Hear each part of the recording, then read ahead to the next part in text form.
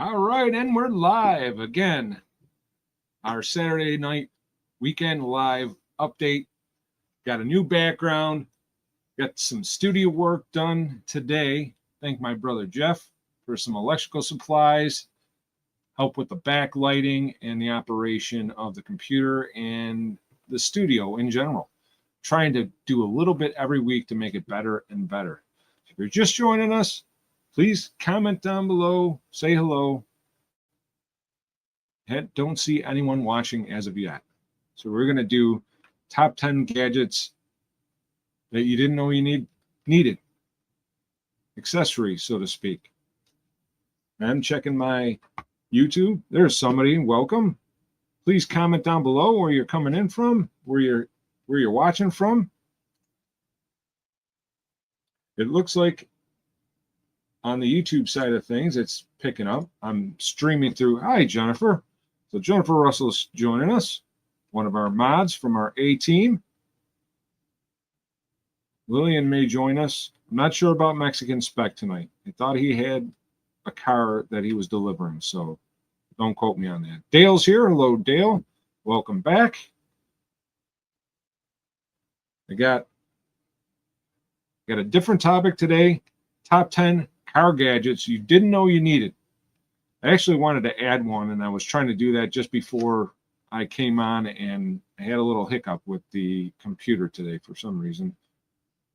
I got Dale and Jennifer. We're just going to wait for some stragglers to get in, and we'll get into it. If you're new to the channel, please click like when you enter. Please say hello and tell us where you're watching from. We had an exciting live stream with Lillian earlier today. She had quite a few people watching. And I did say I got a new t-shirt for today. And a new background for the live stream. I wanted, something a little updated with my updated wiring and electrical system that I was putting in today. So I got a little bit of a slow start. I am expecting some people that. Thank you, Jennifer. Yes, thank you for clicking the like button. That does help. When we get more people that come and join and click like, that helps us become a party, essentially. We had a pretty good week on the channel this week. I know you guys have been watching and commenting. I had one video that I filmed earlier in the week at my buddy Mark's shop. He was working on a Ford Escape, and it was a project to change a VVT solenoid, and it was ridiculous what you had to do, take the valve cover off to get to it. Damon, love you. Thanks for joining us. I'm an Aries, if that matters. Does that matter? I don't know, but I appreciate that, Jennifer. Yeah, if you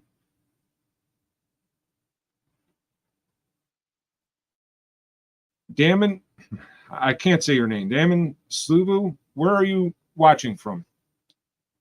We've had people from around the world this week. I did 2 random live streams. I know Jennifer and Dale didn't get to see them live. It was just kind of a random thing I did during the week because I had some extra time. And I had a gentleman from South Africa who sent me a picture of his V8 International that he was working on, and had the same gentleman that's joined us before from Syria. He was here. We had Canada. Surprised we don't have Canada yet here today.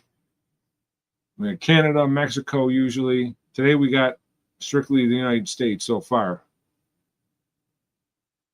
And I'm not sure where Damon Sluvu was at. So, all right, well, I was going to give it a few minutes just to get everyone caught up. Looks like we're going to have a smaller crowd today. If you're just joining us, please click like. Crash's Roadrunner Garage. Hello, Crash from Minnesota. All right. And, well, he's not there anymore, but Vice Grip Garage was from Minnesota, I believe, and now he's in Tennessee, which seems to be the haven for us old car guys. So, but you know what I do need for Crash? In Minnesota, I swear it was Minnesota. Could be wrong. There was a fender, left front fender for a 1959 Rambler American that I needed from a salvage yard in something Lake. I should look it up, but I don't want to bore everyone to death. And the shipping to ship it from Minnesota to Western New York was more than what I paid for the cars. So I decided to go a different route. And some of you guys might laugh, but it is what it is. So I'm going to put Crash's note up there. Welcome, Crash. And we got Dale and Jennifer. You were saying hello to each other, so I didn't put that up there, but let's get into some content. Jennifer used to live in Minnesota. Cozy, hello. I'll put Cozy up on the screen. Cozy, where are you watching from? And Dawson Animates. Apologize if I'm pronouncing that poorly, which I'm sure I am. Oh, Cozy is from India. All right, that's cool. That's a new one to this channel. We've had people from around the world. I really appreciate seeing where everyone is from and talking with people from around the world via the internet, via YouTube. I think it's an awesome medium. Kind of hang out, talk cars together, hang out as friends, and talk about different things going on in your garage, my garage, whatever. But today,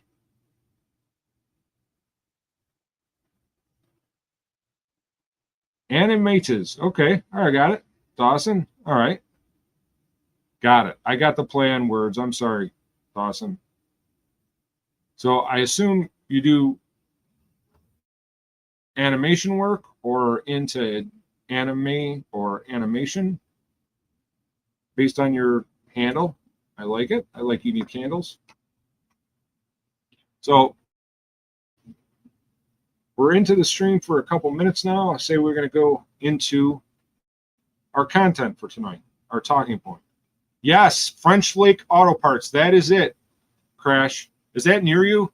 I couldn't talk them into allowing me to have like an Uber pick it up and drive it over to Fastenal. Fastenal does shipping inexpensively, according to good source. And I was going to see if I could buy the fender, have Uber pick it up, and send it over to have it shipped for a much smaller fee rather than spending my time trying to make it out of scratch. But yeah, it's French Lake Auto Parts has got that 59 Rambler American fender in black too. It's the same color, but couldn't do it.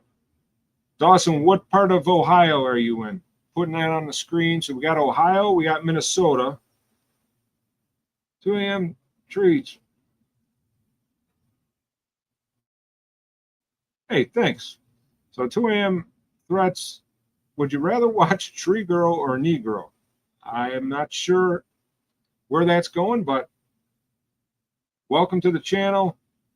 Where are you watching from? 2 a.m. threats. Sorry. My mind is brutal today as far as being able to read and comprehend people's handles.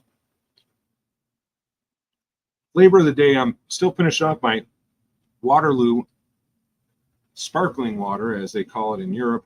Call it seltzer water, but that's what we're drinking today. Oh, cool. All right, you're a first person from Alaska. So 2 a.m. threats watching from Alaska.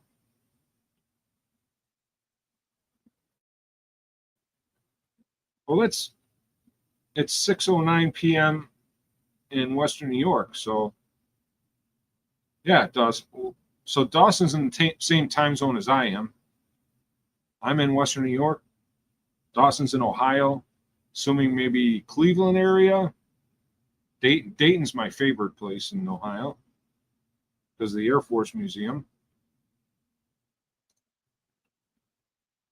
So what do you say we get into some content here? All right. Just talking, I'm going to put this on the screen. You guys feel free, if you're just joining us in chat, please click like. Please tell us where you're watching from. Trying to get as many people from around the world in the Fun with Cars live stream as possible.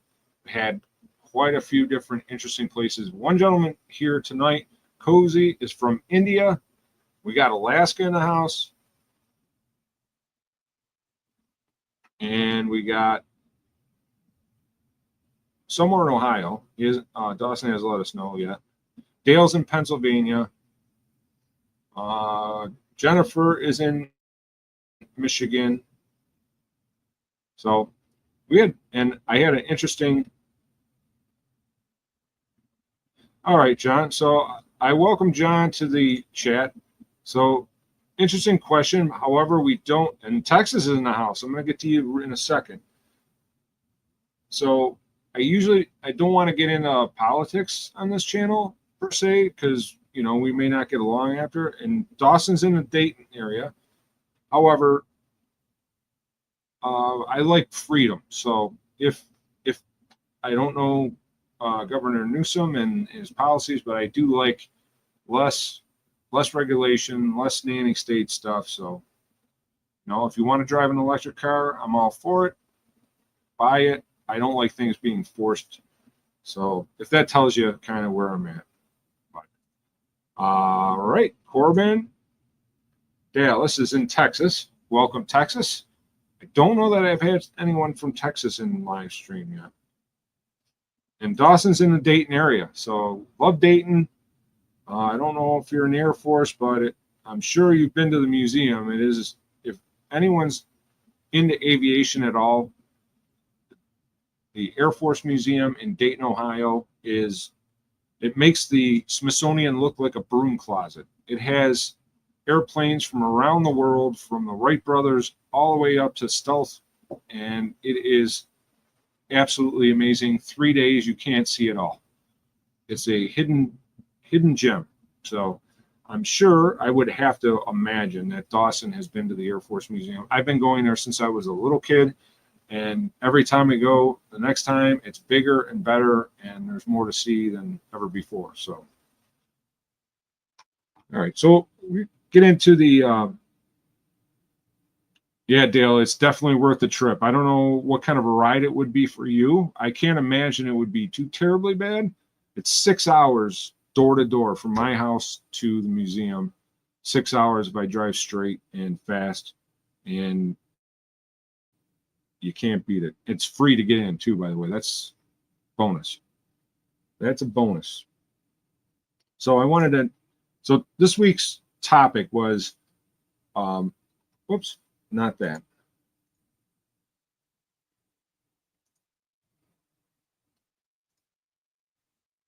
This week's topic was gadgets that are must-have, top 10 gadgets that are must-have for your vehicle as an accessory.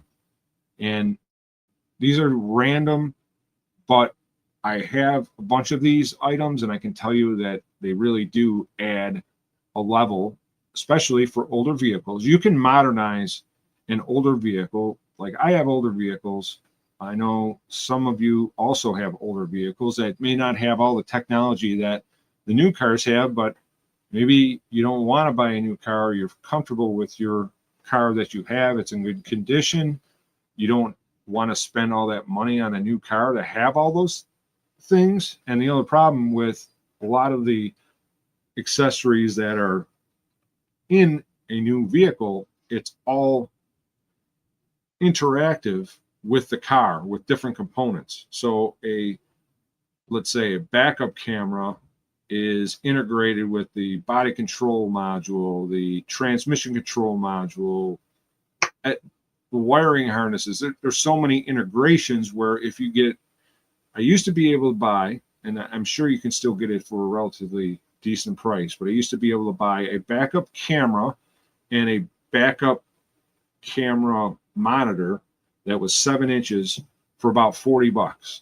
And I could wire it into the car, and I'd wire the power to the reverse light. So when I put it in reverse, the reverse lights came on. The backup camera came on, separate TV. I put it right by the rear view mirror. They get even fancier. You can get it where you can replace your rear view mirror with a display. It's got basically a TV behind the mirror. And when it powers up, you see the TV screen behind the mirror and looking out your backup camera. It's very handy, especially with older vehicles. And it's something that is really helpful. I want to say hello to Jake Wisby. Jake, where are you watching from tonight? We got Alaska, Texas, Ohio, Michigan, Pennsylvania. I'm in Western New York. We had India here tonight. So we have a pretty good wide spread of people from around the United States and even around the world. We usually have Canada and Mexico, but Mexican Spec, I think he had something going on tonight. So don't have him.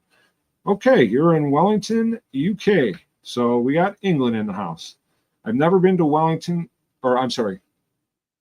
Wellingborough. Can't read that well, that small. I've never been to Wellingborough. I've only been to London, and my wife and I went there. I got to go on the Isuzu Commercial Trucks of America on their dime, and it was pretty awesome to get to see London. We did a tour of London. We got to go to Buckingham Palace, and we got to go to Tower Bridge. Got to see the Crown Jewels.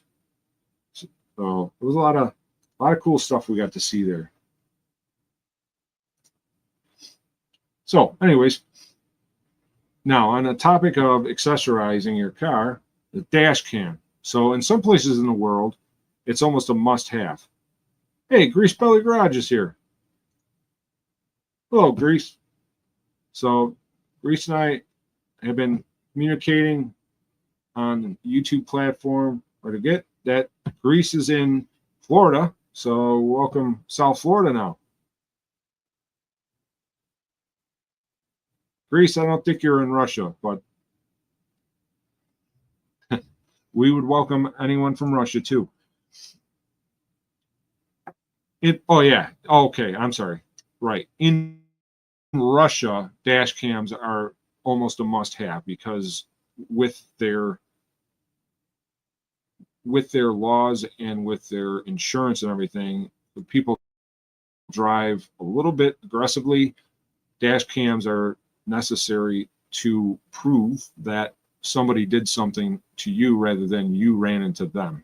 So that's one thing that is necessary with dash cams in countries like Russia, and they help in cars like for us, in case there was ever a question.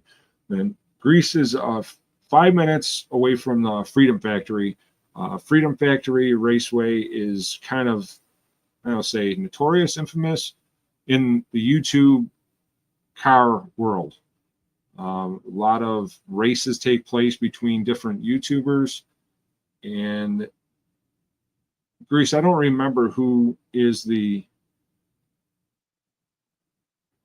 I don't know who runs the Freedom Factory and how that is all sanctioned, I would say.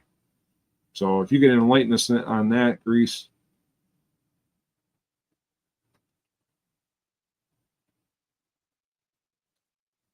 All right, so you went there 40 years ago.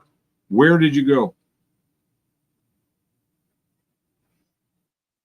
So besides dash cams, oh yeah, Cletus McFarland is the guy that runs Freedom Factory. And the YouTube guy that I really like, Vice Grip Garage, Derek, which he is originally from Minnesota. We had a gentleman here from Minnesota earlier. I don't know if he's still here or not, but his handle was Crash, and they the big YouTubers go down to the Freedom Factory and they do different races and events. It's kind of oh, was he there yesterday? Yeah, I've never met him, but we like watching it. My wife calls him the battery guy because he always talks about a battery like a bat tree, which I've heard in Western New York people pronounce it like that. I don't know why, but it's kind of funny. But my wife calls him the battery guy with the go handle. So, yeah, good times. So, heads-up display. So, a lot of modern vehicles, and I would say even going back 20, 30 years, they had heads-up display. So, the idea is you're driving, especially late at night, driving on the highway, you got your cruise control set, and if you're looking down at the dash to check your speed, if your cruise control is not set, you're taking your eyes off the road. So they came up with, just like a fighter jet, a heads-up display where it projects information onto the windshield, and you're able to see gauges or certain information, particularly usually speed, right on, reflecting off the windshield. On modern cars, they have that built in as an option. In some cars, you can buy, and I've bought and I've used a HUD display for one of my old junkers. I had it in my Yukon, and it was a GPS. It helped when the speedometer in the vehicle went bad. I at least had the GPS heads-up display that I could see how fast I was going, because the unit itself was similar to a regular GPS unit, would project how fast you were going off of GPS. It didn't matter how, what your speedometer said. Speedometer said 0, but I could see how fast I was going. So you can buy them pretty cheap. It's kind of a neat accessory. I want to say back in the day, and I was trying to price all this stuff out, and I ran into a snag before I went on today to kind of give an idea as to the cost for each one of these items, and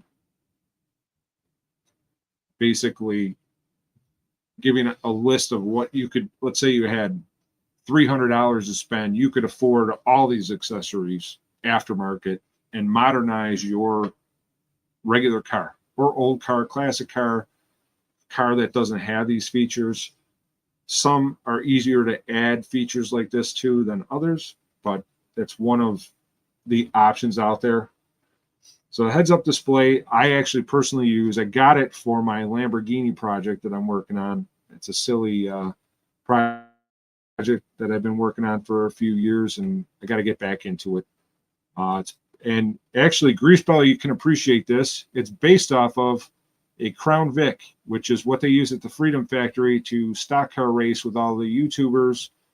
I know that Derek goes there quite often, and Cletus McFarlane kind of runs the show there. Whistling Diesel has been in that race a few times, I think, or the race that they have there. And that's the idea I got for my Lamborghini project and using a Crown Vic came from my buddy sent me a video of how they took a Crown Vic ex-police car and turned it into a Charger for the Dukes Fest, for the Dukes of Hazzard that they do every year in Georgia. And they built a 68, 69 Charger on a Crown Vic chassis, and that's where I got the idea from. Yeah, and Cletus McFarlane owns a Freedom Factory in Florida by Grease Belly Garage, and they do different events with the big names in YouTube in the automotive side of things. Someday maybe I'll get an invite. Maybe you'll get an invite too, Grease Belly. I don't think I'm that big yet, but hey, you got to keep trying, right? Got to be in it to win it. So the heads-up display that I got was like $20, and it displays the speed. There's some that I think you can buy that plugs into the OBD port on your car and will give you items such as oil pressure and some other things. I got mine off of eBay back in the day. I think you can buy them on Amazon pretty cheap too.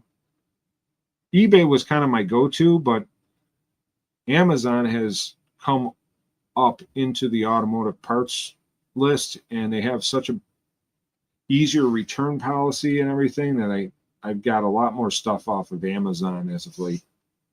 Although I did just get projector style H4 headlights. I get 7-inch round headlights for the Rambler American, the normally sealed beam halogen style. I get the H4 with the reflector, with the LED accent ring and backlighting and stuff. It's kind of for $22 I got 2 7-inch headlights, which I think if I went to a local auto parts store and just got a 7-inch round headlight bulb, it would probably cost me the same amount of money. Bulbs locally, although I did see I think it was Advance Auto Parts is closing down like hundreds of stores all over the place. I don't know if you guys saw that. It came up in my feed today, and I thought, Dale, I'm thinking of you because it had something specifically about Pennsylvania in there.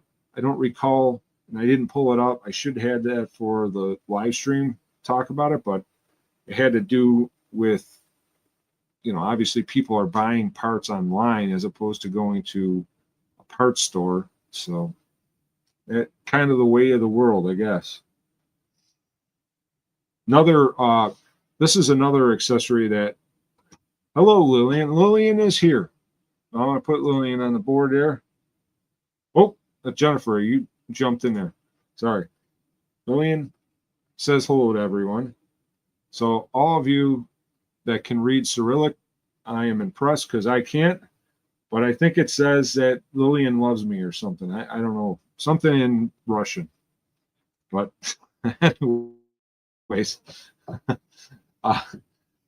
in the Northeast where I am, one of the accessories is a must-have.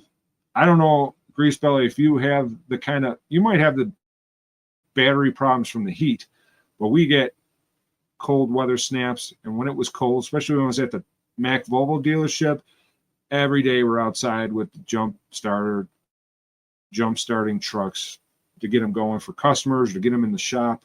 But they sell these basically the size of like a smartphone jump packs that will jump start your car.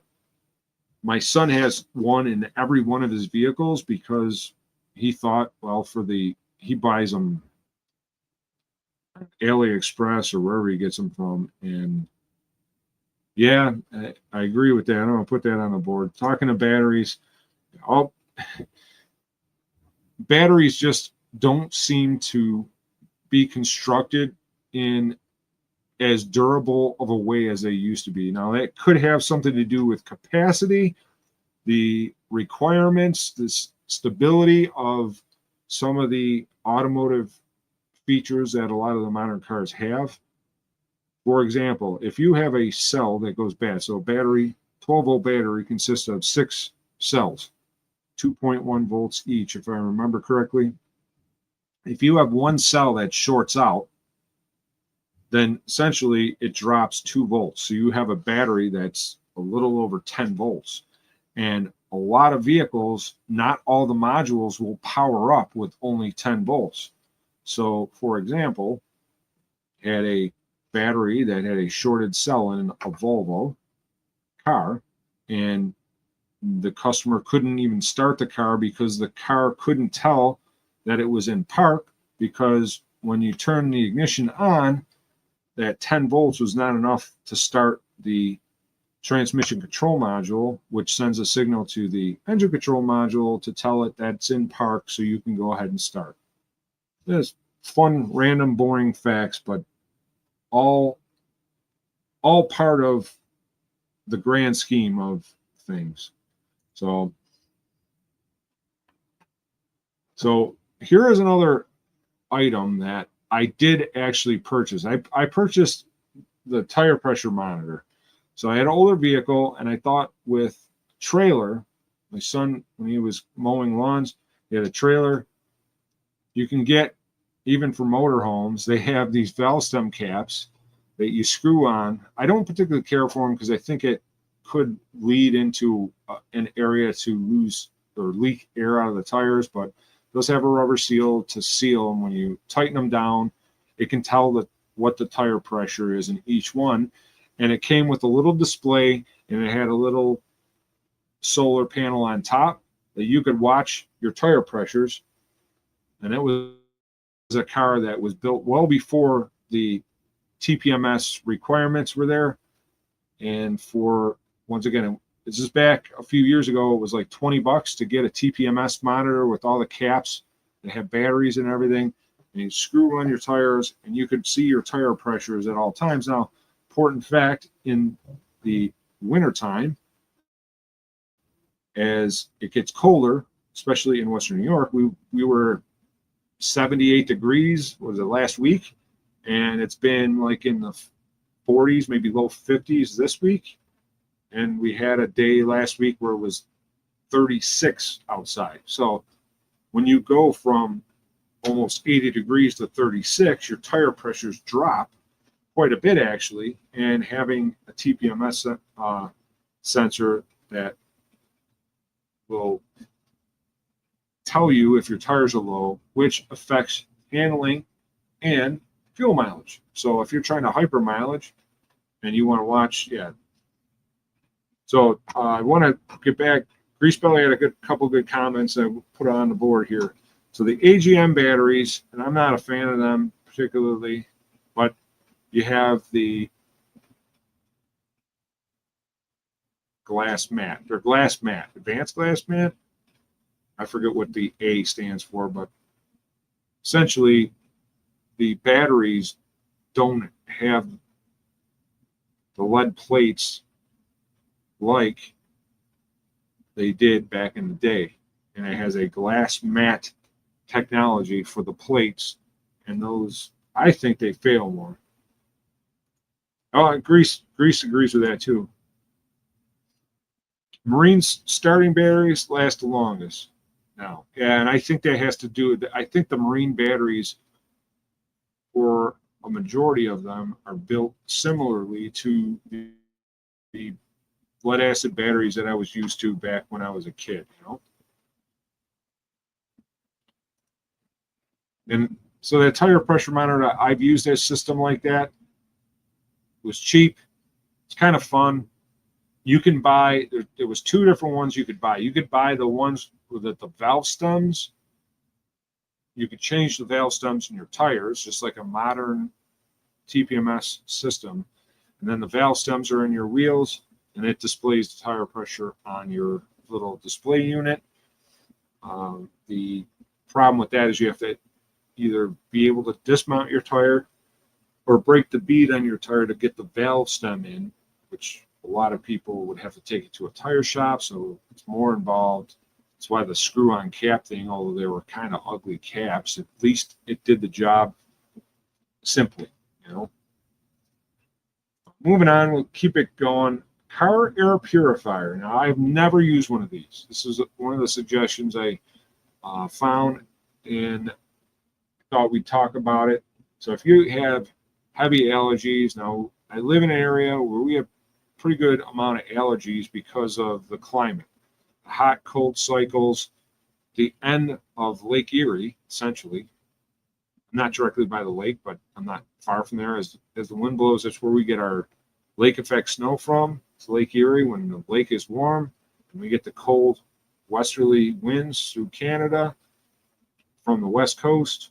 That's when we get snow, and lots of it at times. So the car air purifier is an addition that you could put in your car.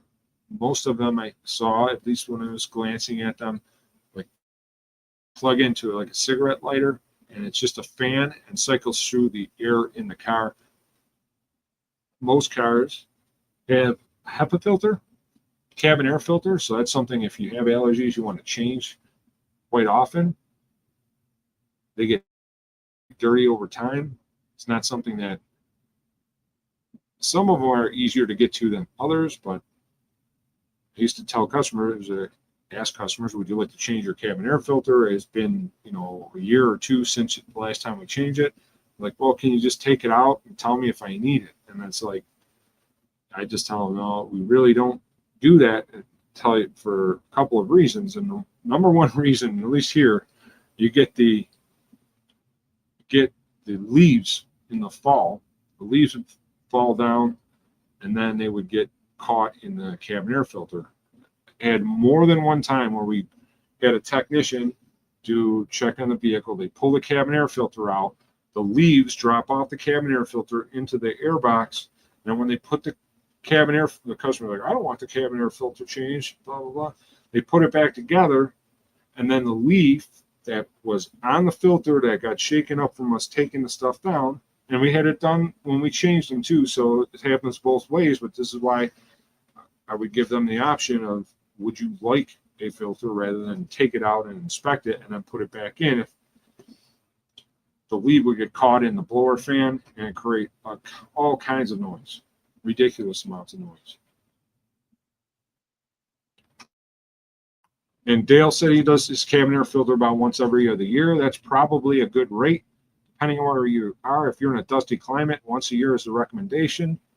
More often if you're in, like, I don't know, if you're in a dusty climate like desert, or if you're around driving on dirt roads all the time, it might even be more than once a year or every other year. But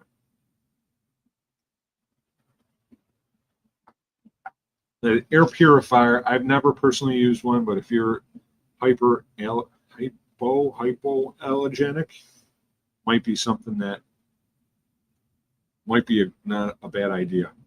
So, German, welcome to chat. Am I a mechanic myself? I always tell everyone I know enough to be dangerous. So I started out when I was young working on cars, and started out as a technician.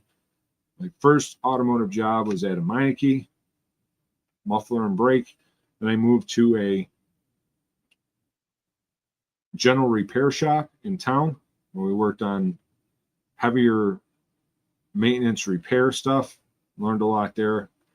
And then from there, I went to the dealership world, but on the service desk side. So, Gerben, where are you watching from, sir? Assuming it's sir, I apologize if it's not.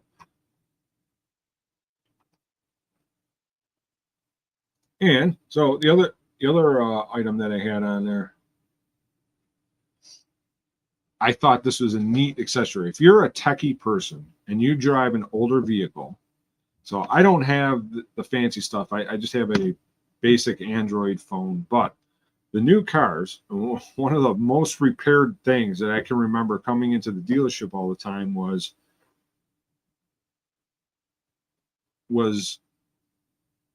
the phone charger not working. The phone charger not working. I'm thinking, well, they can't plug their charge port into my wireless charger. So a lot of cars now have wireless chargers built in to, like, where the package tray is, where your ashtray used to be, center console area, and you take your phone and you'd set it there, and the wireless charging, I'm assuming, uses some kind of induction to charge it. Those coils or wherever was in it would fail, and then we have to rip the dash all apart just to change this wireless charger unit. But if you have an older vehicle and you have the newer technology phone, you can actually buy an accessory wireless charger, and you can charge your phone in an older car that doesn't have that feature from the factory. So I want to get to some of the comments here. Grease Belly Garage noted he was a PDI mechanic for Toyota and Lincoln Mercury years ago. Lincoln Mercury, there's a Mercury, that's a name I haven't heard in quite a few years. Fun fact, so the dealership group that I worked at started out at Oldsmobile and Subaru, and then I moved to Toyota, and later on I came back there and I worked at their Ford Lincoln store. So we have some common ground there. And I believe, Grease Belly, your first name is Jason. That's my best friend's first name. My name is Jay. Gerben, I want to put you up on the board. So Gerben's 18, living in the Netherlands, been working at a dealership for around 6 months now. All right, well, welcome aboard, Gerben. What dealership do you work at? What brand? So I'm not familiar with the popular cars in the Netherlands. I've never been to the Netherlands. I do want to take a trip to Sweden someday because I've worked for a Volvo dealership either in heavy duty trucks or Volvo car capacity for about 15 years. So I kind of like what the Swedes do.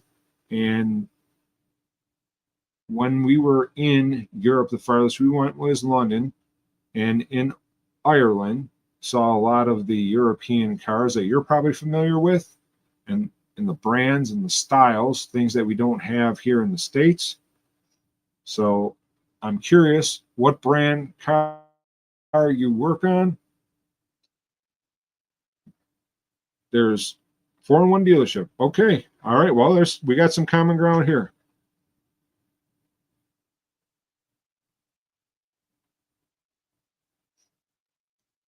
So Gerben works, it's 4 dealerships in one. So similar to some of the stores that I worked at where you have multiple brands in one.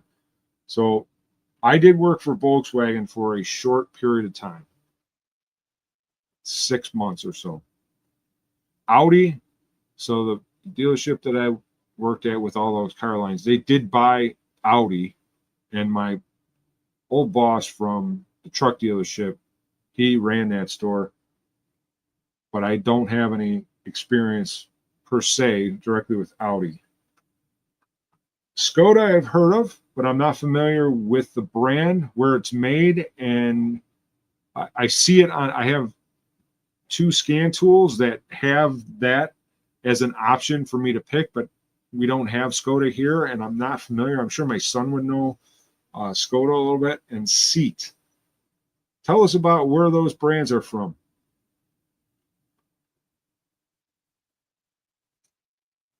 And Dale, cell phones don't work where you live, which they did. So you're in the hills of Pennsylvania, right? But you're not in that quiet zone I just watched a YouTube video on the quiet zone. Thought that was in the West Virginia area where you're not allowed to have any cell phones, microwaves, because they have a radio antenna or satellite dish that they look at through the universe, different planets, and any kind of noise from microwaves and radio transmissions screws that up. So they made it a silent zone. There's no cell phones. People that have like a sensitivity to cell towers and stuff like that, they actually move to that area because there's none of the interference to mess with it. Well, Dale's got limited service here.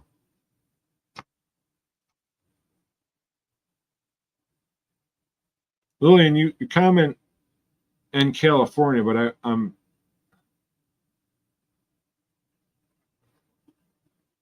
not sure if that was a reply to Dale's comment related to cells.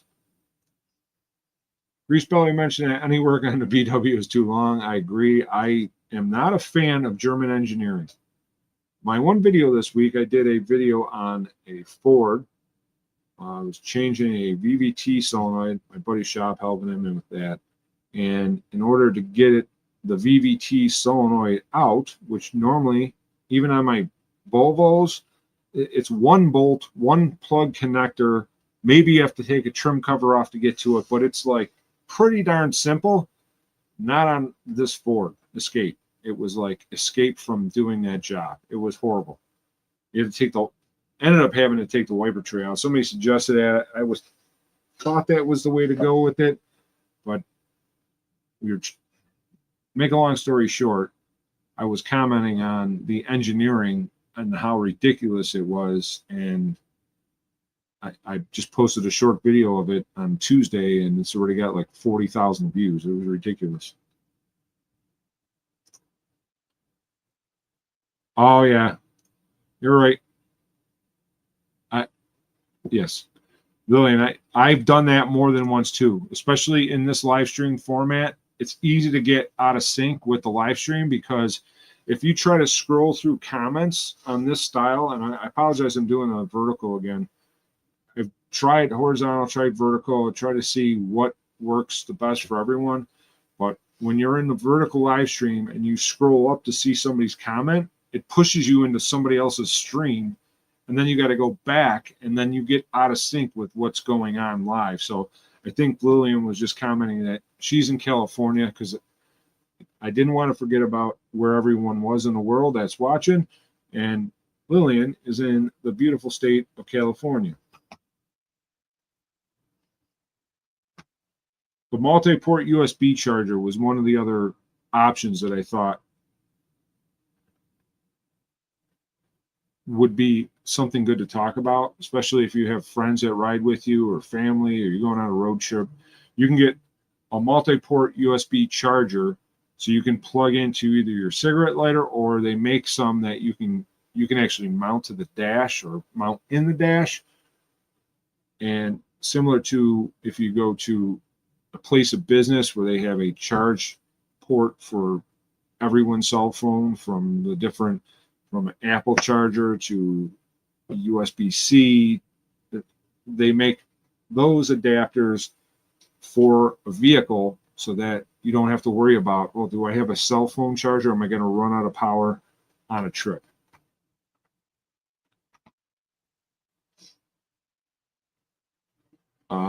I did know this. Greasebell used to be HVAC tech, and I did see some of your videos this week, actually, of you doing, thought it was either a compressor or something to do with the evaporator at your mom's place. Condenser? I don't know. My mind is not that good with remembering. Gerben, when I talk with him, he's in the Netherlands, so another country that's new to the channel today for our live stream. So we have Worldview. Volkswagen from Germany. That we know. I used to work at a Porsche store, which is also part of the Volkswagen group, but not doing too well, and used to admire, I'd say that with tongue in cheek, the engineering for some of the processes that went into the different functions.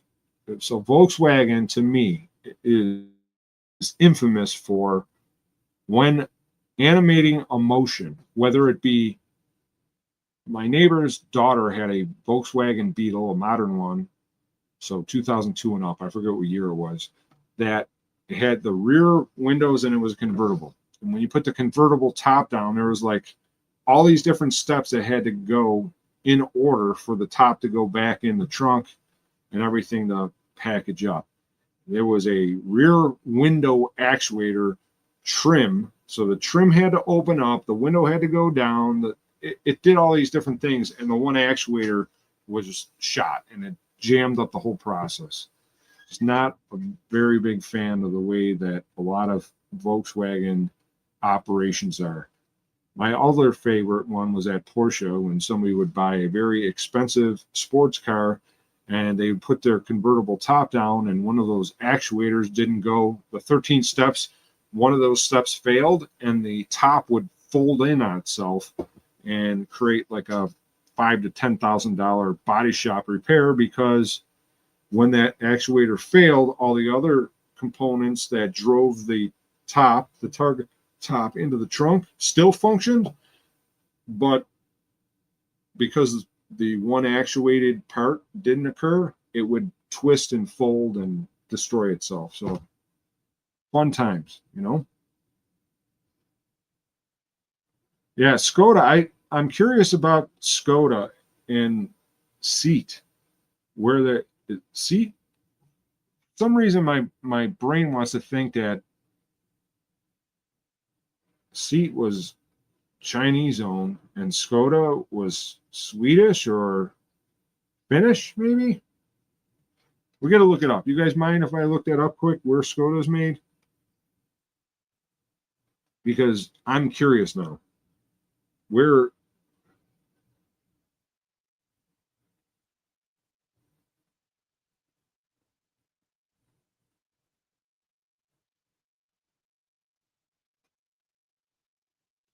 Czech Republic Skoda.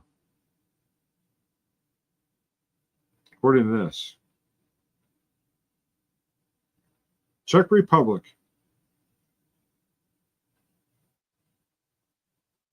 But it also came up with seat coming from Spain. But Skoda is part of the VW group. So maybe that is why they have all those brands together. Maybe in Europe, they brand them all together. So in the United States, we have Audi, we have VW, you have Lamborghini. That's all part of the Volkswagen group. So maybe like in Europe, they allow the franchisee to have the same brands that are sister brands competing. It would be like having a Pontiac, Chevy. No, Pontiac's gone now, but I'm trying to think of back in the day, they used to have GMC, Pontiac, Chevy, all under Cadillac, all under one roof. And it was acceptable to General Motors because they owned all those brands. So Seat and Skoda, VW, those are all, sounds like, in together under the VW brand, VW group. VW is a huge manufacturer, and they're in some financial trouble as of late, as with many car manufacturers. Just watching a car service series, a guy that I followed for years, and they were talking about service profitability year to year, and a lot of the main big automotive dealership groups in the United States are down like 25% or more in service. So not a good sign for the automotive field right now. Jennifer, I see you commented to something you don't like the style. I'm not sure what that was related to. Oh, sorry. Okay, so the vertical style, I agree.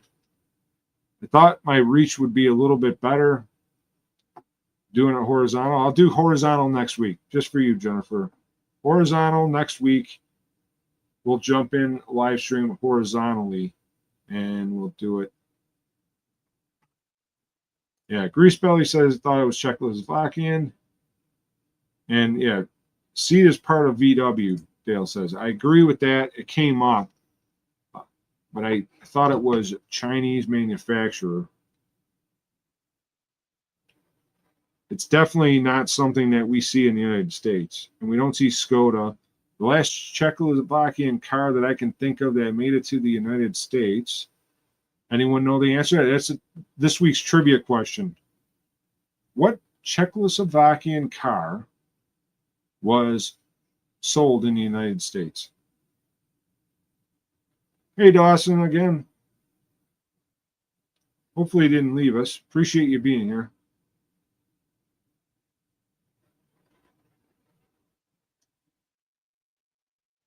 And seat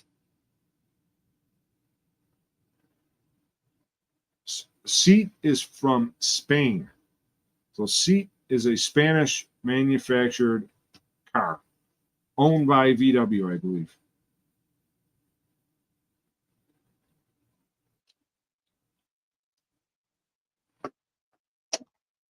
Yeah, Dale even said owned by VW. Greasebelly said he'll never buy a new car ever. Another new car. I've never owned a new car ever.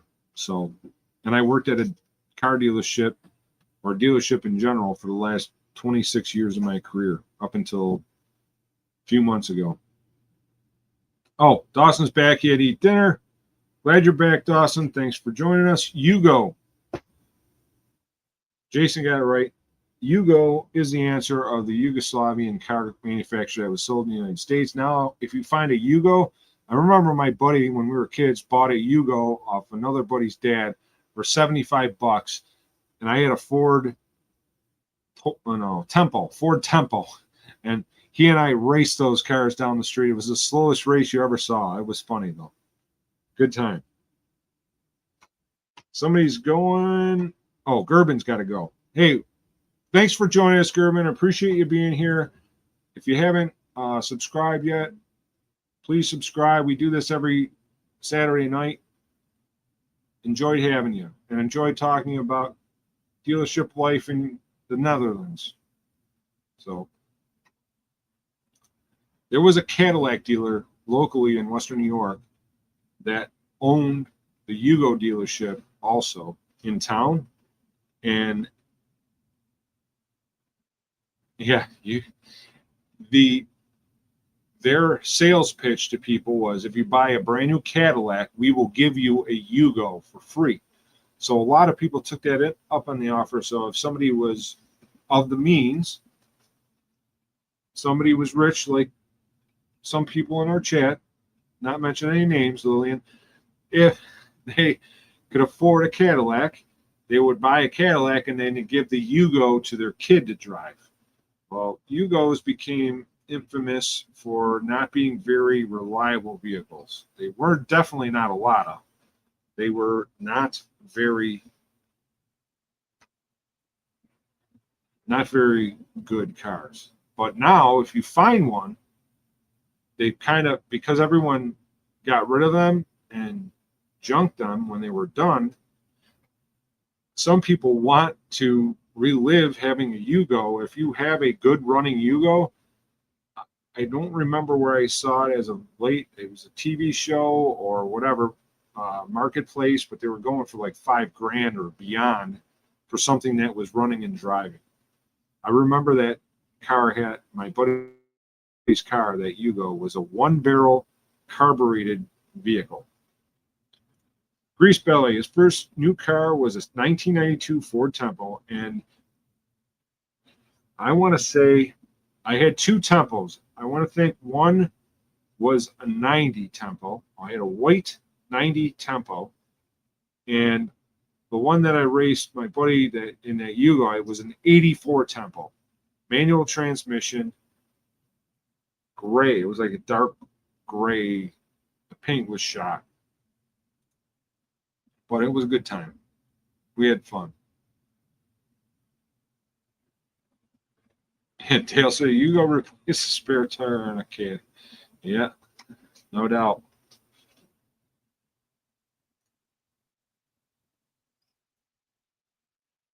There was nothing really attractive or good on a Yugo vehicle. Maybe I just saw all the bad ones, but anything that I remember, I don't even remember working on one.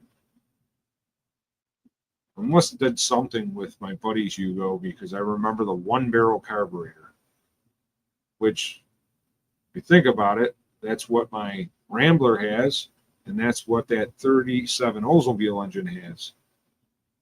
You know, just old technology, that's all.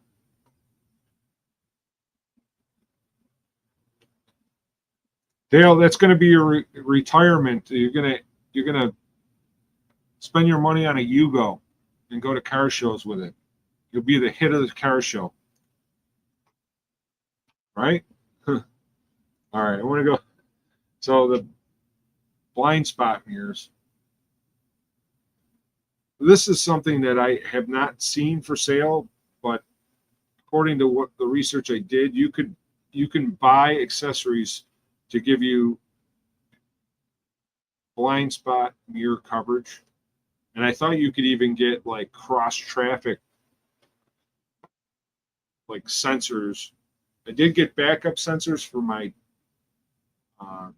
son's car to try. He doesn't want to put them in though. But they sold a kit similar to modern backup sensors. You can drill and plug in your bumper. It's a module with all the wires. You run it to the battery ignition, and for a newer driver, or let's say you park in tight quarters, as you get closer to the object, the display, goes from green to yellow to red, beeps and everything. I thought I'd make a video of installing one of those kits on something. Maybe I'll put it on the Rambler. I almost want to put it on something that has a less than perfect bumper, so I'm not drilling. I don't like drilling into new stuff, but sometimes it's necessary. Car escape tool.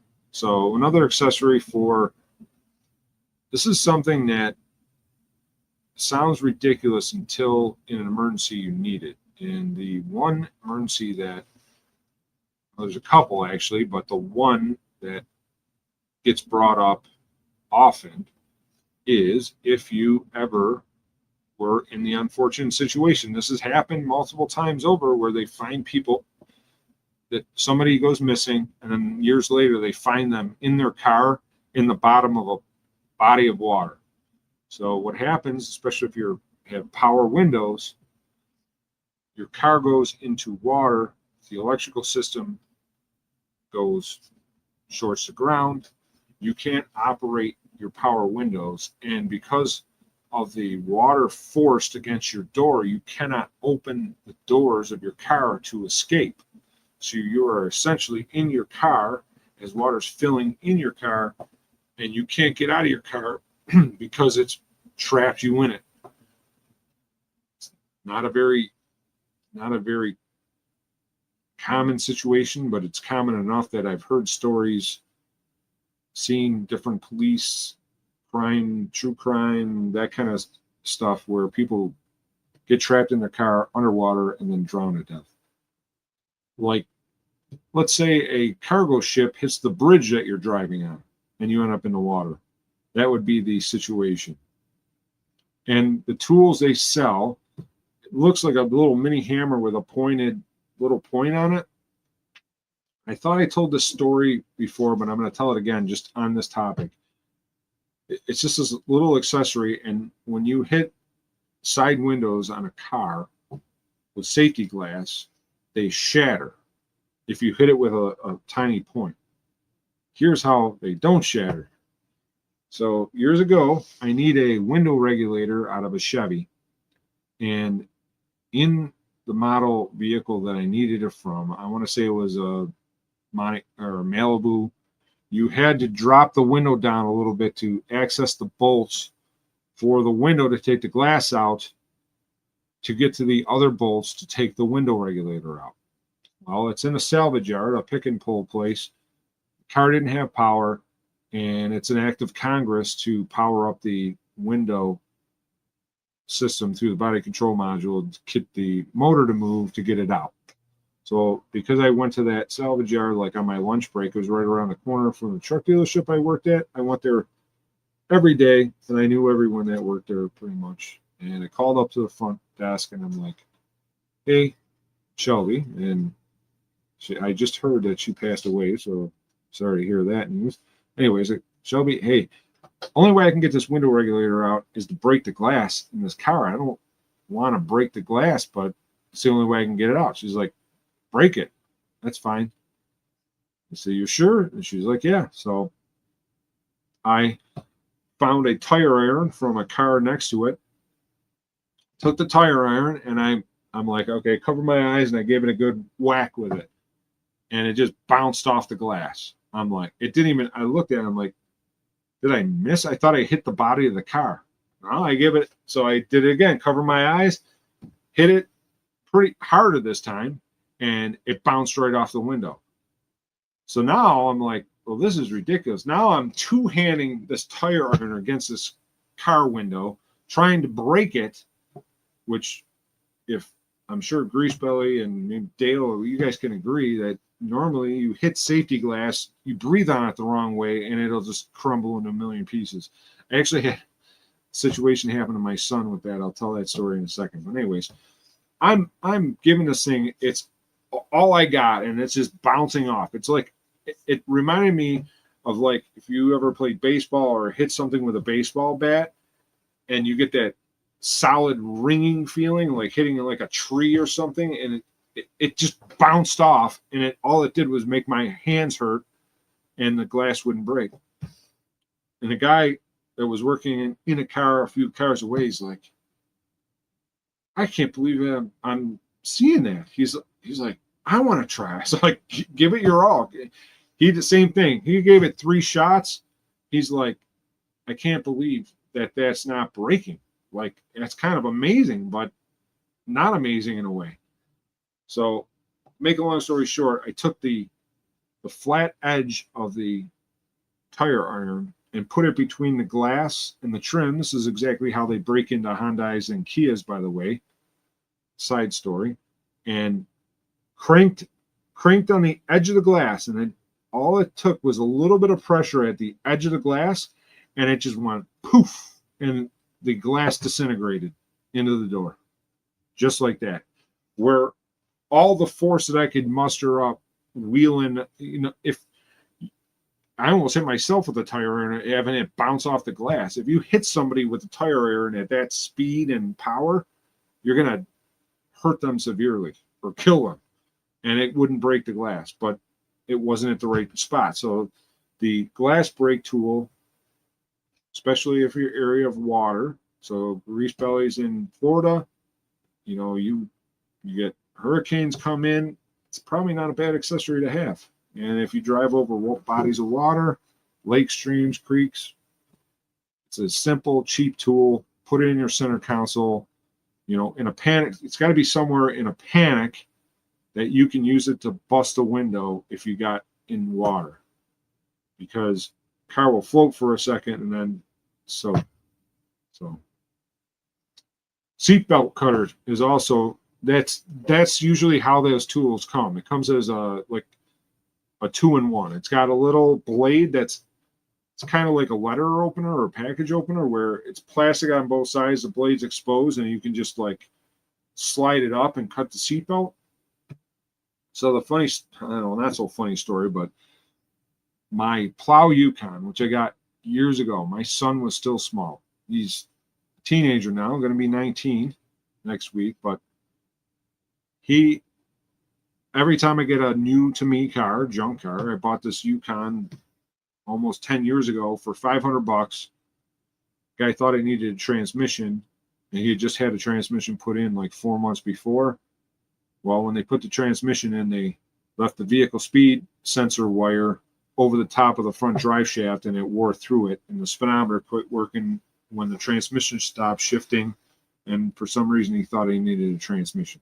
Anyways, fixed the car, got on the road. Always take the family for a maiden voyage, going around the block. My son's testing everything out, and all of a sudden I hear poof. I thought somebody shot the car.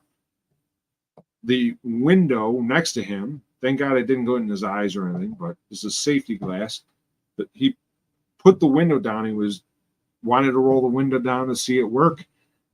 Somebody had a bad window regulator. So the cables in those window regulators fail. So instead of fixing the window regulator, they just put the window up and they put a bolt through it. But they left the window regulator plugged in. When he put the window down, it hit that bolt and shattered that glass all over him. It sounded like, I don't know if you ever heard safety glass break, but it shatters. It makes like a poof noise. It sounds like a little firecracker or whatever. Glass went all over him. Thank God he didn't get hurt. So the next day on lunch, I went to the pick and pull, you pull it place, grabbed a window and a window regulator and fixed it. But safety glass makes a mess. The other fun fact about that Yukon, somebody at one time replaced the rear window. So Yukon, there would be third row, although I can't remember if that has third row. I don't think it does. Let's say it does. Anyways, in the third row, the side glass is normally urethaned in. So now I'm driving this to work years later. I kind of put it on road. It was kind of my plow vehicle at home. Now it's still my plow vehicle, but every once in a while I have to put it back into service for different reasons.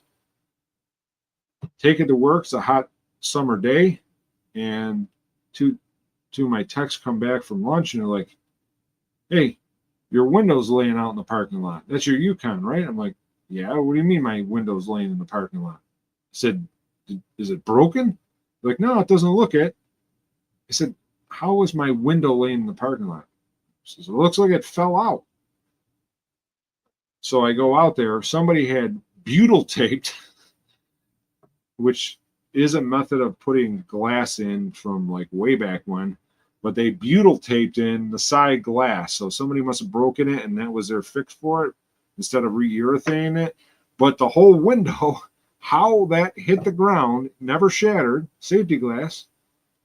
And my neighbor at the time, he's done glass for years and years. I call him up, hey, when I get home, you want to urethane in my window of my Yukon? He's like, what, did you get a used one? Did it break? I'm like, no, it fell out. Somebody butyl taped it in. He's like, oh, okay, yeah. So I took it home and he cleaned all the butyl and urethane off and re-urethaned it in, and the glass was fine. But it was just amazing that it fell from, 5 feet in the air onto the ground, didn't shatter. And it's just a strange story, but I only got a couple more slides here. We'll talk about trunk organizer. This is a must-have for my wife. She loves trunk organizer, and she is very organized and has everything in a row. If, like, we worry about snowstorms in the winter around here, getting stranded, getting snowed in. It's happened many times. People have died getting stuck in the snow and getting stuck in their car. Sadly, there was somebody probably a mile from my house that we had a big snowstorm. They got stuck in the car. They were calling AAA. AAA couldn't get there, and they ended up getting asphyxiated in the car and died in a snowstorm, which just doesn't seem even like today's day and age with cell phone technology. And the suggestion I had was having an app for everyone in the area. This happened multiple times. We had a big storm about 2 years ago. Same thing. A girl was driving from Buffalo General Hospital. She was a nurse or an LPN or something. Was trying to make it back home, got stuck in the snow, and was just going to fall asleep in the car and got asphyxiated in the car and died. It just seems so pointless when, with today's age technology, that there wouldn't be an app where maybe, like a community service thing where people, every street or whatever in the area can have like a known person that's, been background checked or whatever, have an app on their phone. And let's say you're driving through town and all of a sudden you get stuck by one of these massive snowstorms and you're stuck in your car, and you click on your phone, hey, I need help. And, oh, look at this person's 100 feet from my house. I'll go with the shovel, go get them, and, be safe. So I don't understand why somebody hasn't come up with that. That's my idea. There was somebody from the local emergency management system, and I suggested that to him. Oh, that's a good idea. I should bring that up. I'm like, this is right after that girl died. She was like 22 years old and literally was working like a double shift at a hospital, and then doesn't make it home because of a snowstorm, and then dies in her car. I mean, it's just a horrible way. Just seems like a waste, Solar powered car fan. So I don't know. I thought about this, and the one thing I thought about for like the defrosting factor in the wintertime may work around here. I wanted to put the other one I was going to add to this list, and I didn't. I did see this on one of the YouTubers from Sweden. She had this wrap, and they do sell it on. Jennifer, you might want to look into this. I was going to get these for my kids and my wife. So if you are driving somewhere or parked outside or whatever, driving and you're going to be parked outside and snow is going to come, snow and ice. Ice is the big one because it's a pain to get ice off of a windshield. The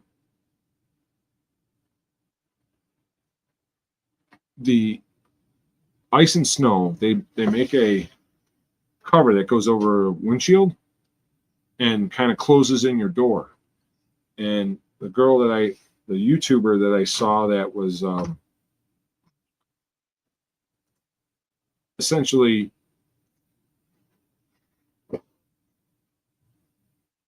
she lived in Sweden. She would go to her job, and then she would park her car in the parking lot or next to her apartment, put this over the windshield, close the doors in on it. It kind of wrapped around the two side glass and over the windshield.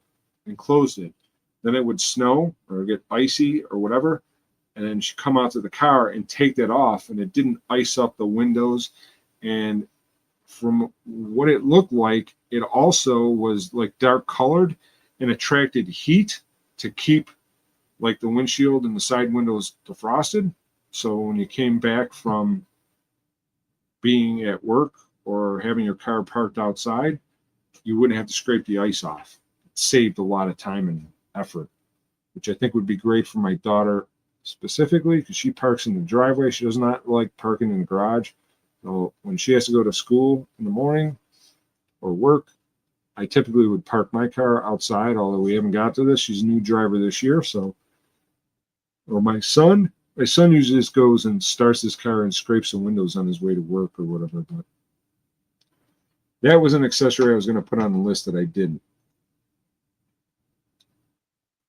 So, anywho, that was it pretty much for my presentation for the 10 accessories that would be unique to a modern vehicle. But yeah, so Dale's got a point on the subject of the exhaust. So yeah, so if you think about it, when you're in Western New York, and this is anywhere, I guess it snows, but what's unique about Western New York and why Buffalo is known for blizzards, because of the prevailing westerlies and the Lake Erie, we're at the corner of Lake Erie on the east side, right? And the winds come down from Canada and blow over a warm lake, but it's, say the lake's at 40 degrees and you get a, sub-freezing air that blows over it. It picks up moisture off the lake, and then it dumps lake effect snow as it comes up the grade, so to speak. When that does, we get bands of snow, and where the Buffalo Bills play in Orchard Park, kind of downwind from that area, it could be, you could get 3 foot of snow overnight in a narrow band. And then you could drive 5-10 miles different direction, and it could be green grass. There'll be 3 foot of snow here and green grass over there. And that's how it is in Western New York. So the exhaust building and getting into the car, that is kind of related to that. So when you have a lot of accumulation, it goes up to the rocker panels or up into the doors on the sides of the car. So the engine is running.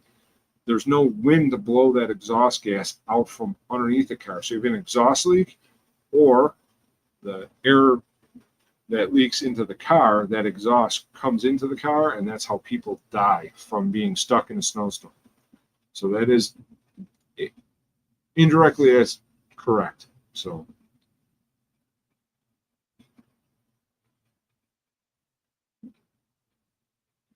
and while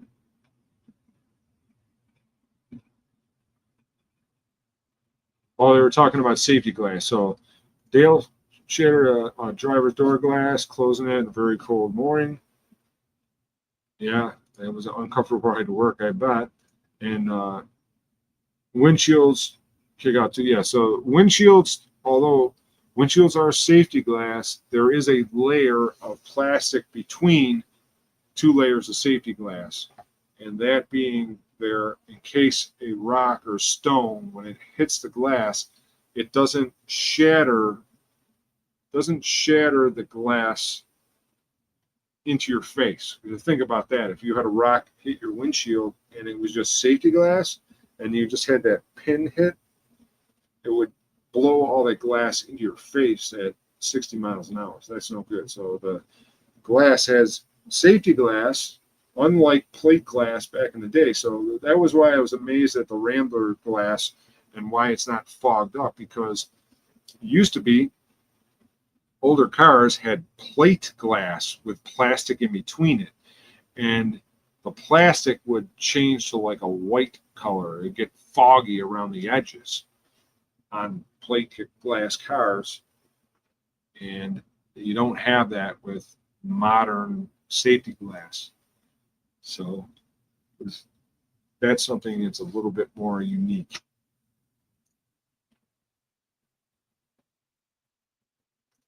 Yeah, the Jennifer, youngest first time driving in the winter. Yeah, that windshield wrap thing. Maybe I'll post a link or something on the page tomorrow for people in the colder climates. I thought it was just kind of a neat thing when I watched that girl. She's a bigger YouTuber. I don't know what happened or how I lost her account or she doesn't post anymore, but she was a European truck driver. She drove Volvo trucks and something else. Younger lady, maybe 30 years old, and her channel was all about moving big, heavy equipment and stuff that was like pretty intimidating, like to drive. And she was driving all the like tandem trailers and stuff in Europe where it was tight in Sweden, and she would go into Norway and something else. But that was where I saw that for the first time. Her car, she had a VW, like a Golf or something, and like a little hot rod to her, and she'd put that over her windshield, and she came out from work, and I saw her taking it off. I'm like, oh, that's a pretty good trick. But I just started seeing those on Amazon, so I'm going to find it and post it. Dawson, I stream once a week, typically on Saturday nights at 6 p.m. Eastern, and I did do a couple random streams this week just to try to catch some of subscribers in Europe, because obviously Europe's 6+ hours ahead of where I'm at, and I wanted to get some of the stragglers because I do have some subscribers in Germany and England, maybe I think in Sweden too. I have some European car content on my channel from Volvo and Jaguar for my projects that working on it, different tricks and stuff that I found. And I do have some subscribers in Europe because of that content. And I'd like to expand into Europe. It's fun hearing from people from different parts of the world. I had a gentleman from the Philippines that was in live stream last week, and he caught one of the live streams during the week. So Philippines.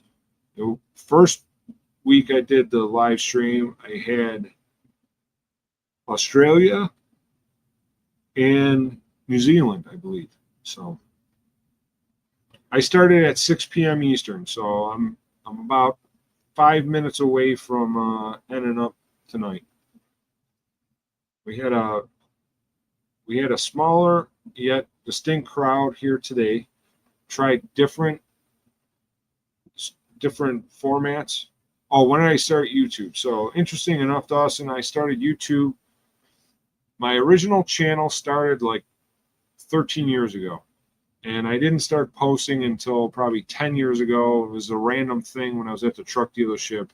We couldn't find a flasher on a Freightliner, and so I posted it. I said, before we put this together, let me post where it is, because the Freightliner dealer couldn't tell us, wouldn't tell us, nobody knew, there was nothing posted. And we made hey, if you're looking for a flasher on a Freightliner, it's down here, and this is what you got to take off. That video had like 50,000-60,000 views in its lifespan. Anyways, that original YouTube channel, YouTube deleted. So according to YouTube, although they'd never told me the specifics, what they were mad about, or what I violated some kind of community thing for whatever reason. I tried fighting it. I asked it, but they just wiped the channel. No warning, no nothing, and just gone. So about a year and a half ago, maybe 2 years ago, I restarted it. And so now I got it here. And this is a lot different now. Chosen. Now that's a show I used to watch. Phil Vischer. I'm not sure who Phil Vischer is, but Chosen, where are you watching from? So far, we got the Netherlands today, Alaska, California, Pennsylvania, Michigan, Ohio. I'm in New York, Western New York, not New York City. Well, you must be one good-looking dude then, Chosen. Where are you watching from? What part of the world?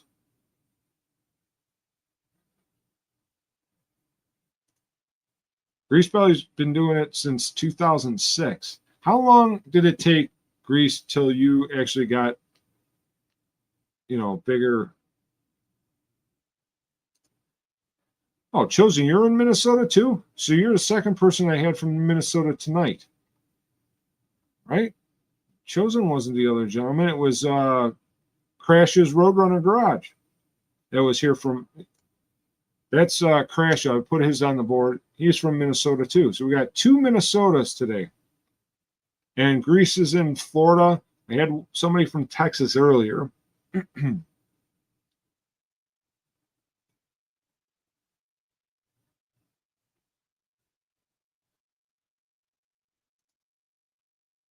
Grease was posting car videos before anyone was watching them. Yeah.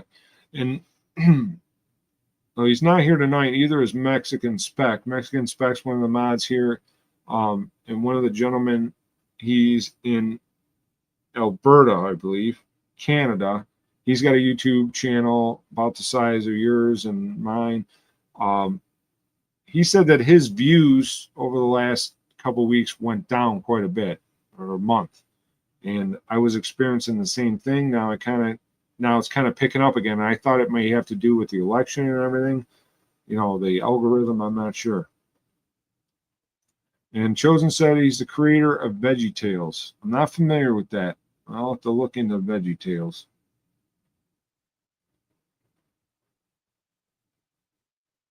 Yeah, Grease started just posting videos of selling and didn't pay any attention to YouTube, and then it kind of took off, right? 2021. It was 21 or 22 when I started really posting. Yeah, it has to be 22 when I started posting here. Yeah, Grease knows Mexican Spec from Uncle Tony's Garage, right? Grease Belly? Is that?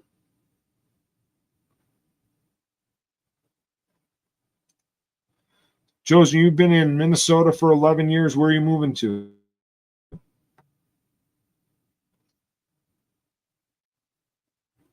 And what part of Minnesota? Are we in Minneapolis area or out in the country? Yeah, Grease. I kind of had the same thing. Like I didn't take anything serious on YouTube. I just document some stuff or try to help somebody out because I always use YouTube as a resource for finding solutions to problems or finding a problem out. And then I started like I don't know, I started getting some views and I took off and Chosen's moving to Indiana. I don't ever remember. I don't think I've ever been to Indiana. Maybe I went through Indiana. No way to Chicago, right? You have to go through Indiana. So that's the only time I've ever been in Indiana. I was just driving through. I never actually stopped there. Sounds like a neat place to check out, though. It was in one of our bucket lists when we were looking for day trips, so to speak, from Western New York to drive when the kids were younger. Indiana was on that list, and we just never did it, unfortunately. Yeah, YouTube became popular more so in the last few years, I feel. And you mentioned got bored during COVID. I kind of want to say that that's kind of when it really took off. Definitely wasn't. Maybe, yeah, just before COVID, I started watching it more when I was starting on my Lambo project and looking for inspiration from like supercar stuff and caught Mo Vlogs, the rich kids of Dubai.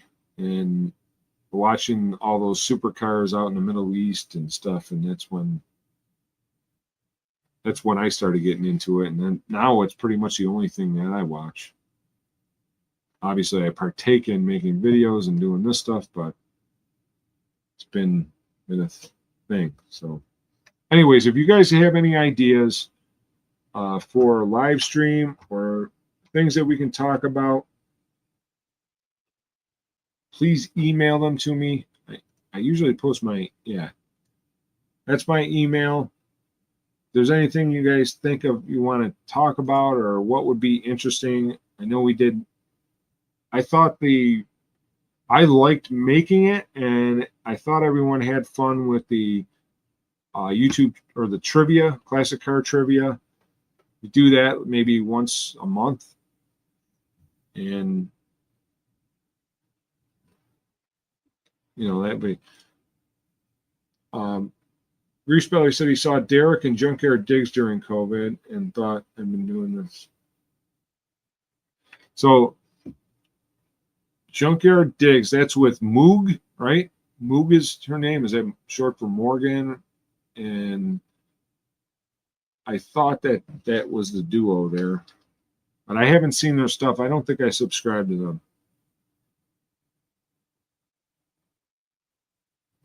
Dale liked the trivia. We'll do it again. I think we break it up and do it every few weeks. Jennifer mentioned that don't watch as much TV anymore since most watch YouTube. That I agree with you wholeheartedly. I don't watch network TV hardly ever, except for maybe football games I'll watch. It's just different now. Everything is pretty much on demand. So, and I don't really have VCRs or VHS or anything. So there's nothing like, oh, I got to tape my favorite show. That's what we used to do back in the day. And now you can just watch it on demand right on YouTube. You don't have to save anything. You don't have to do any of that. Mook, yes, Mook. You're right, Grease Belly. I'm sorry. Couldn't remember her name. I like watching Faye Hadley. I'm subscribed to her channel. She does some different stuff. She's a Toyota girl. She does JDM stuff. She's into Supras. She's on All Girls Garage on a channel that I don't pay to watch, cable TV, but she's always super nice and cool. Anytime I've ever interacted with her on YouTube, she always says hello or responds. She seems pretty down to earth. She's very brilliant too. She went to like some Ivy League, Harvard or something, like super brainiac, but her passion is cars.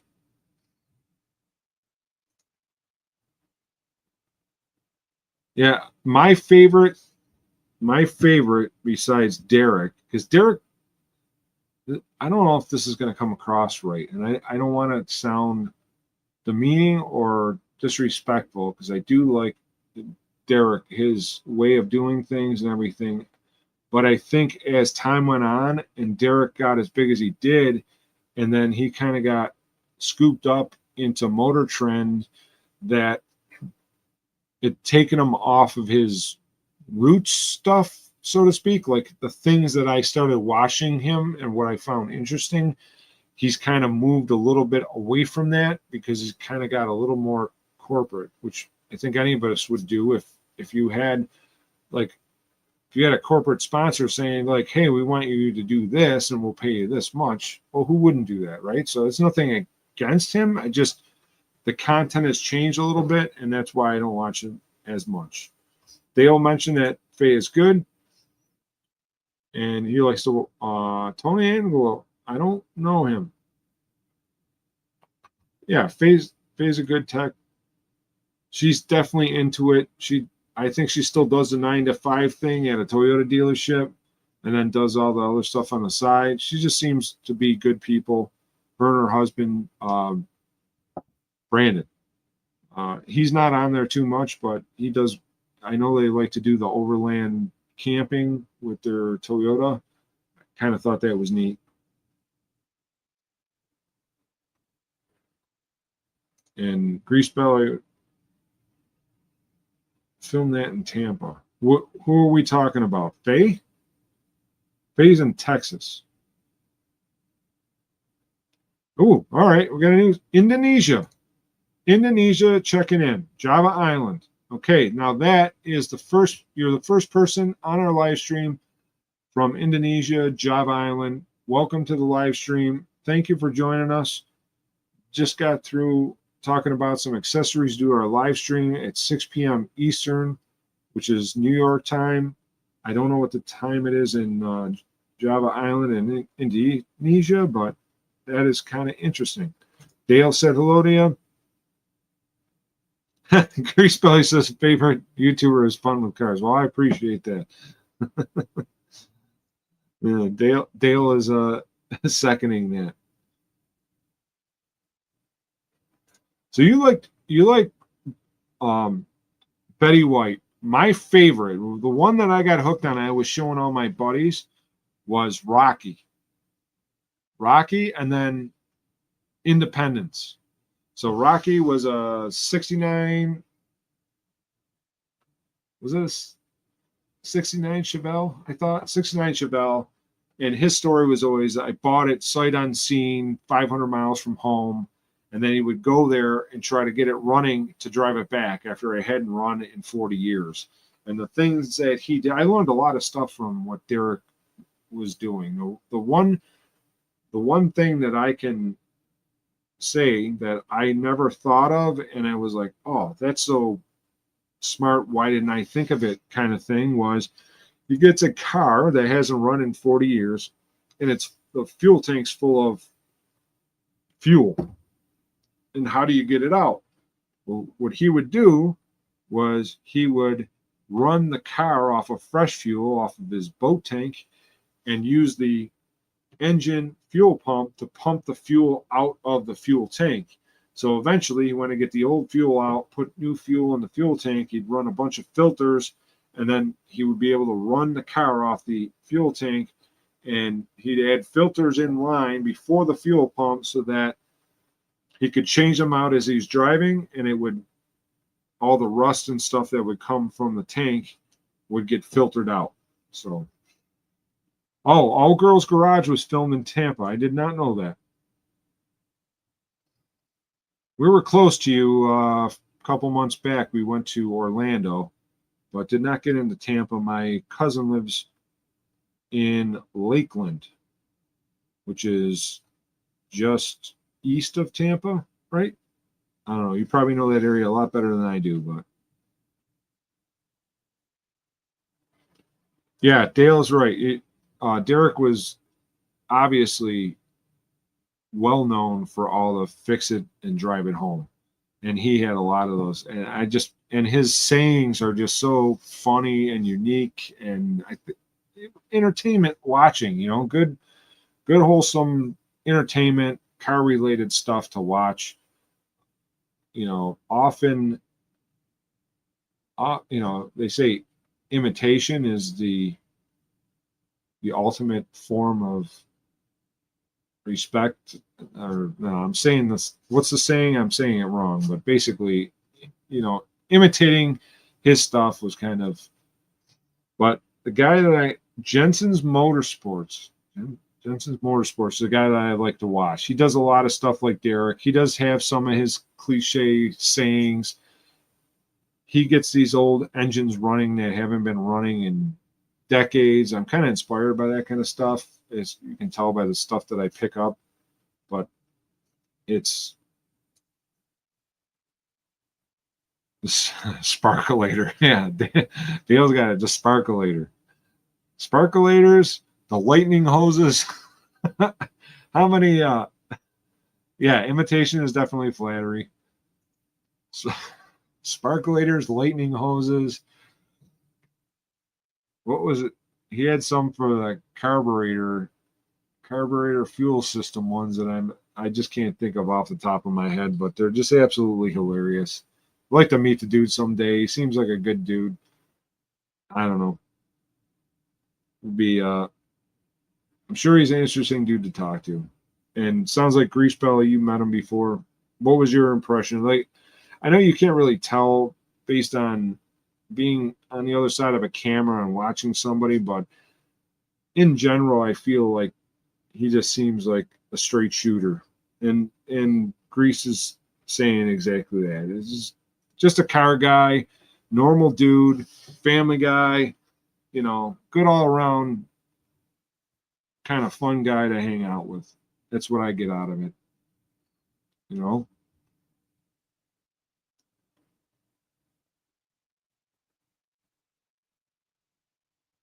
Yeah. Yeah. Sayings get a little old, and stepdad's used to those sayings like battery. I get it. Like anything, it kind of became his trademark as he was kind of, shooting up the YouTube ranks, but I thought his sayings were pretty genuine in terms of, yeah, Jennings Motorsports. That's I appreciate his stuff that he does.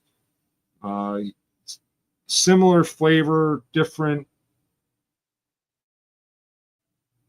content, but definitely the kind of stuff that I like to watch. And I'm like, oh, that'd be cool to try. So that's kind of what I got going on in the garage now with that Oldsmobile engine and that 59 Rambler.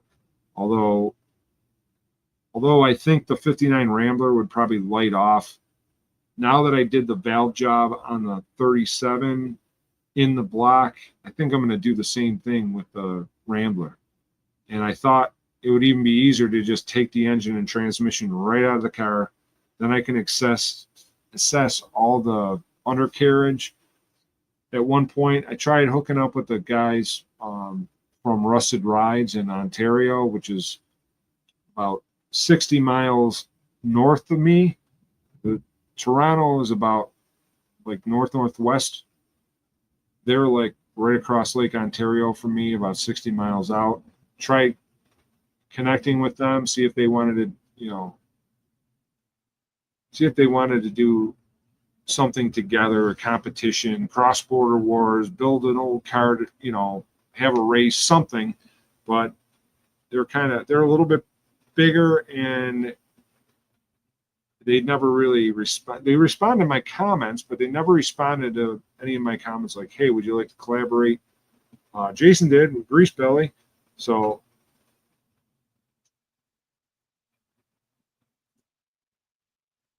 so Grease, you didn't get to meet him, but you were near him. Yeah. So now he's kind of a big deal. So he's kind of celebrity status. And, as long as they stay humble to themselves, I kind of, when I was younger, the celebrity thing was kind of is a big deal. But a couple of the dealerships I worked at, we had a lot of celebrities come in from sports teams and whatnot, and it just kind of became old hat, where at first you're like starstruck. In fact, I mentioned, it was in Lillian's stream. One of the ladies is from Alberta, I think, right? And I said, well, I met the most famous person from Alberta. So Lindy Ruff is the Buffalo Sabres coach. And he was a player when I was a kid. And now he's the coach of the team. He's the coach again. He went to the Stanley Cup Finals, and he was a coach. Well, he was a customer of ours at the one dealership I worked at. And nicest guy that the first time he called for service, he doesn't like have some secretary call. It was him on the phone. Somebody says, Lindy Ruff's on the phone for you. I'm like, yeah, right. So I pick up the phone thinking somebody was going to be messing with me, and it was actually Lindy Ruff calling to get his vehicle service. And I was like, kind of like, whoa, starstruck by it. But when he comes in, you just realize they're regular people with extraordinary jobs, and he's just a salt of earth, down to earth kind of person. Good friend of mine. He actually, two buddies of mine were out at a bar restaurant for some game, and he was there, and he played bubble hockey against them. So It's kind of a regular dude. It's kind of a regular dude, and that's kind of how I look at the star factor. Stay tuned. Or stay tuned does high performance, lower dollar bills. I don't know. The name sounds familiar, but I don't think I ever saw Stay Tuned. Just a guy, but a brilliant marketer. That always helps. You know, you got to be able to market yourself, right? Copy of Red Green from Canada. I remember the Red Green. My son just came across that, and he was showing me this Red Green thing. And I remember that from 30 years ago. Now, that was a regular TV show, I believe, back in the day, like 30 plus years ago, the Red Green show. One of the guys that I work with at the general repair shop, he thought that was the funniest thing. Red Green, you think's the original Derek? I don't know that I've seen enough of his stuff to know. But that's not YouTube. We're talking like CBC, Canadian broadcasting kind of stuff, which I actually can get with my TV antenna where I'm at. I can pick up TV stations from Toronto, CBC, Hockey Night in Canada, all that stuff from my house. I am within TV viewing range of Toronto.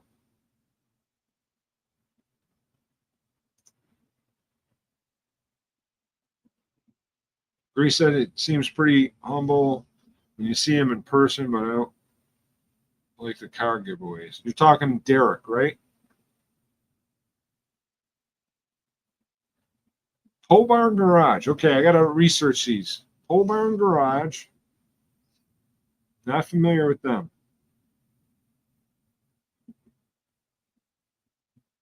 Pole Barn Garage was on Motor Trend show.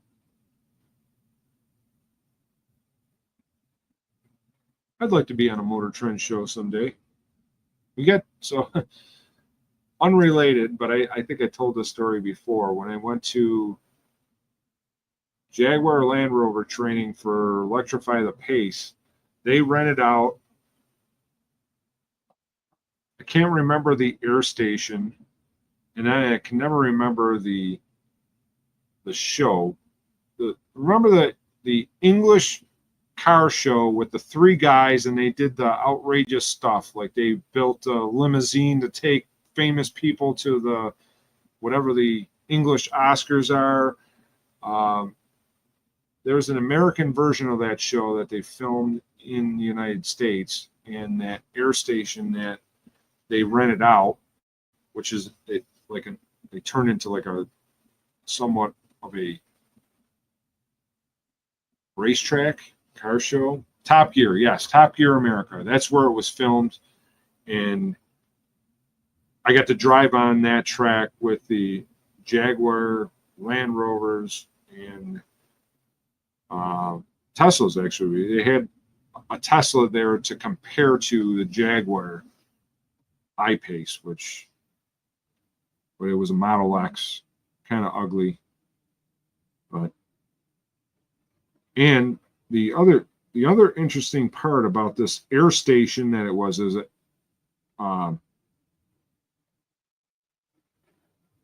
the air station in California, so it's in Orange County, not far from Irvine, California, but it's not in Irvine, I don't think. That air station in the 80s was an active military base for the Marine Corps. And there was a flight engineer or crew chief or whatever. He was trying to become a pilot, and at the same time he was flying gliders, and at like some ridiculous altitude, like 50,000 feet, had an aneurysm because of the altitude, and he got disqualified from becoming a pilot. So he decided he always wanted to fly the A4. One night he stole an A4 and flew it over the Pacific Ocean and did. Dawson, I started about, I'd say 10 years ago, I started YouTube. This channel's only been up for a couple years. So, or I don't know if you're asking Grease Belly or not.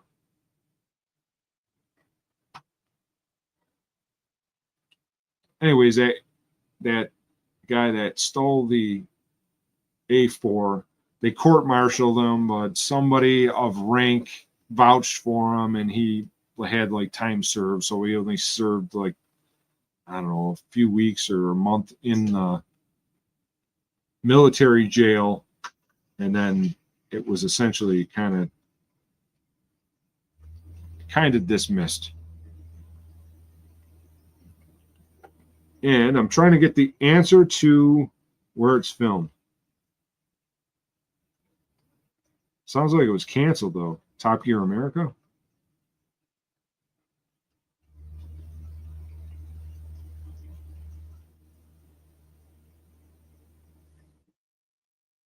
El Toro. El Toro. Also, a couple other towns in Southern California, but El Toro Air Station is the air station that I got to drive on. And it was kind of neat. So Dawson started this last week. What kind of content do you have, Dawson, on your YouTube channel?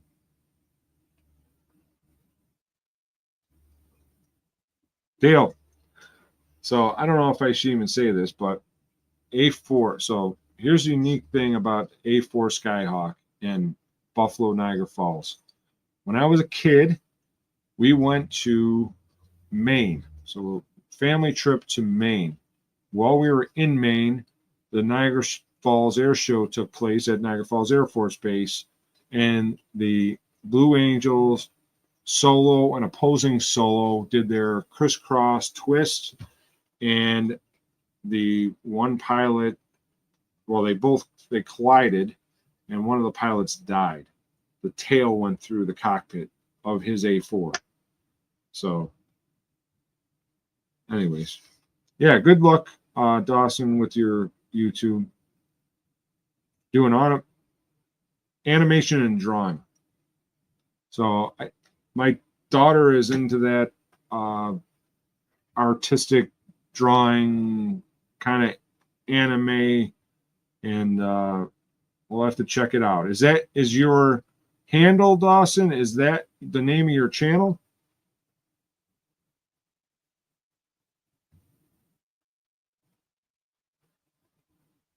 Oh, Dale, you do remember that. Yeah, I wasn't there, but I know that somebody that was at the air show, was my brother's friend, came back to his car, and next to his car was a small piece of an A4 from that accident. So obviously it must have sheared off the airplane when it collided.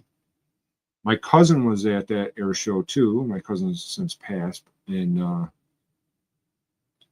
I guess anyone that was there, it was kind of like almost surreal, shocking that when it happened. Luckily, I don't believe anyone on the ground got hurt, but